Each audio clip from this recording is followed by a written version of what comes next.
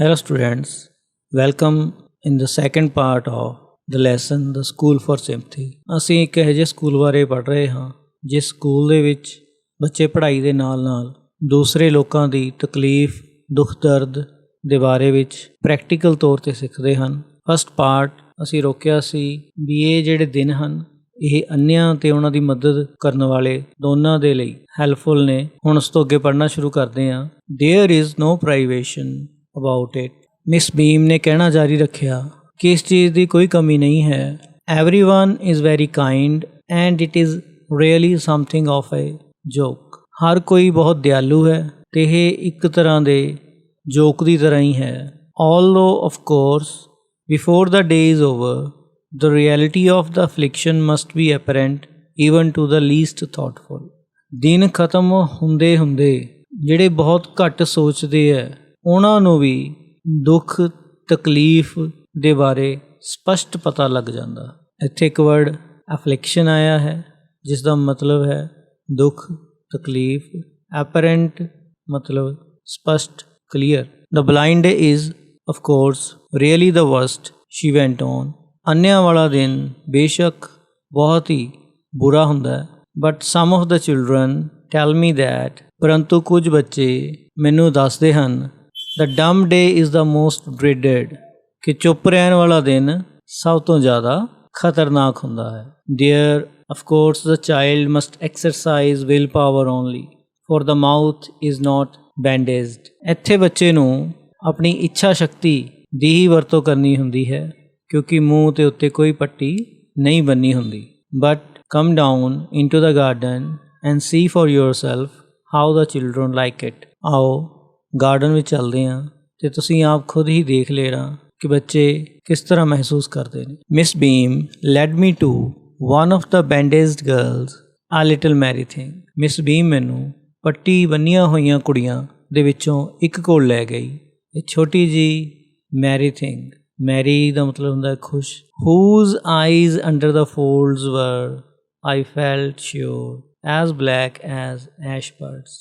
ਜਿਸ ਦੀਆਂ ਅੱਖਾਂ ਫੋਲਡਸ ਦੇ ਹੇਠਾਂ ਮੈਨੂੰ ਪੱਕਾ ਯਕੀਨ ਸੀ ਇੰਨੀਆਂ ਕੁ ਕਾਲੀਆਂ ਨੇ ਜਿਵੇਂ ਕਿ ਐਸ਼ ਬਰਡਸ ਹੁੰਦੇ। here's a gentleman come to talk to you said Miss Beam and left us। ਇੱਕ ਜੈਂਟਲਮੈਨ ਤੇਰੇ ਨਾਲ ਗੱਲ ਕਰਨ ਨੂੰ ਆਏ ਹੈ ਇੰਨਾ ਕਹਿ ਕੇ ਮਿਸ ਬੀਮ ਸਾਨੂੰ ਦੋਨਾਂ ਨੂੰ ਛੱਡ ਕੇ ਚਲੇ ਗਈ। Don't you ever peep? I asked by way of an opening। ਗੱਲ ਸ਼ੁਰੂ ਕਰਨ ਦੇ ਇਰਾਦੇ ਨਾਲ ਮੈਂ ਪੁੱਛਿਆ ਕਦੇ ਤੁਸੀਂ ਝਾਤੀਆਂ ਨਹੀਂ ਮਾਰਦੇ? Oh no, that would be cheating, she exclaimed। ਤਾਂ ਉਹਨੇ ਕੁਲਖਤ ਕਿਹਾ ਨਹੀਂ ਇਹ ਤਾਂ ਚੀਟਿੰਗ ਹੋਊਗੀ। But I had no idea it was so awful to be blind।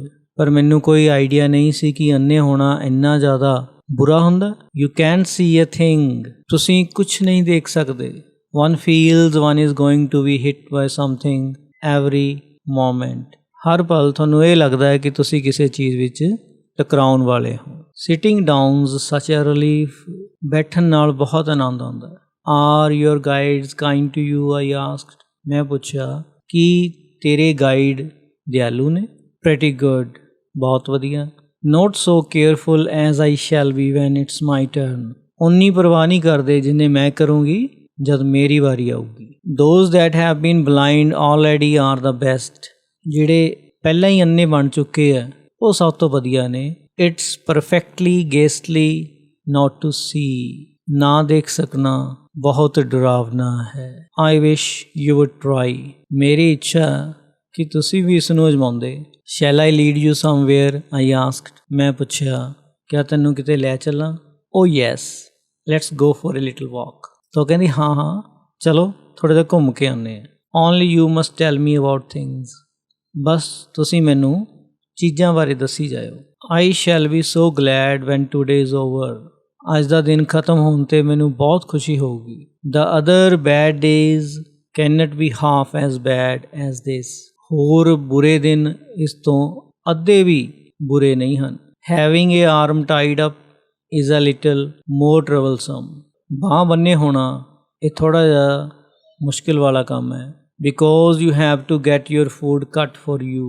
ਕਿਉਂਕਿ ਤੁਹਾਡਾ ਭੋਜਨ ਵੀ ਕੋਈ ਹੋਰ ਹੀ ਕੱਟਦਾ ਹੈ। And so on। But it doesn't really matter.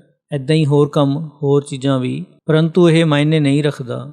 And as for being deaf for a day I shan't mind that, at least not much। ਪਰ ਇੱਕ ਦਿਨ ਲਈ ਬੋਲੇ ਬਣਨਾ ਮੈਂ ਉਹਦੀ ਇੰਨੀ ਪਰਵਾਹ ਨਹੀਂ ਕਰਦੀ, ਇੰਨੀ ਤਾਂ ਨਹੀਂ।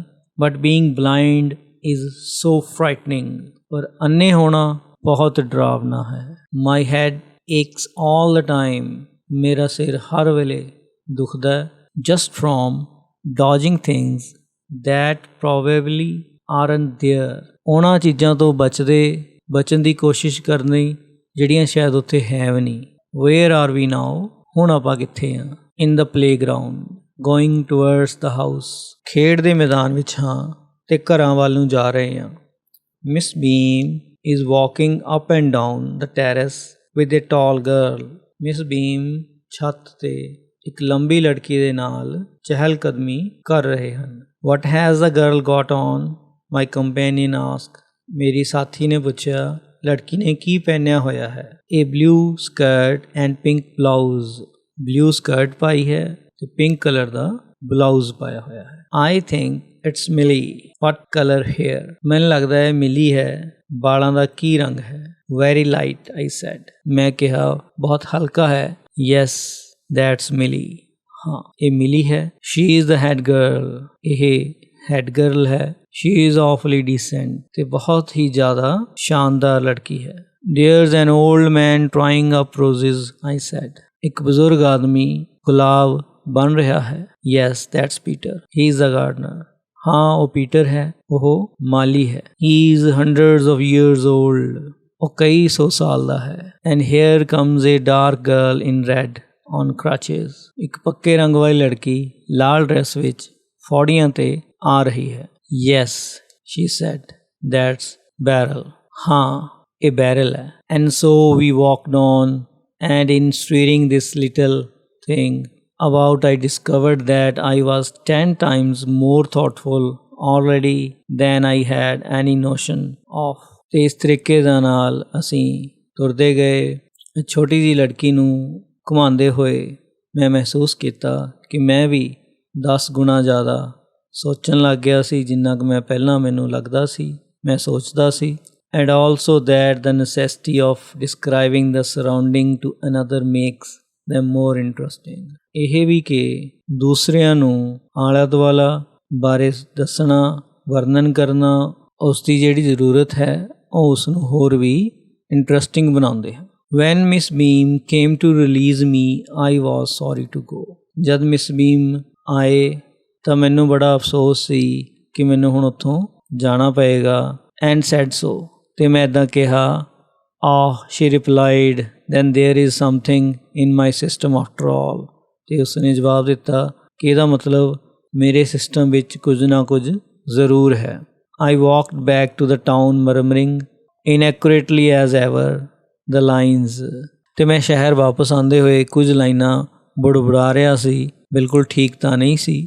Can I see another's woe and not share their sorrow too? Oh no, never can it be, never, never can it be। So this is the end of the lesson, The School for Sympathy। I hope that you have got it, understand it better now। I think, take care, bye।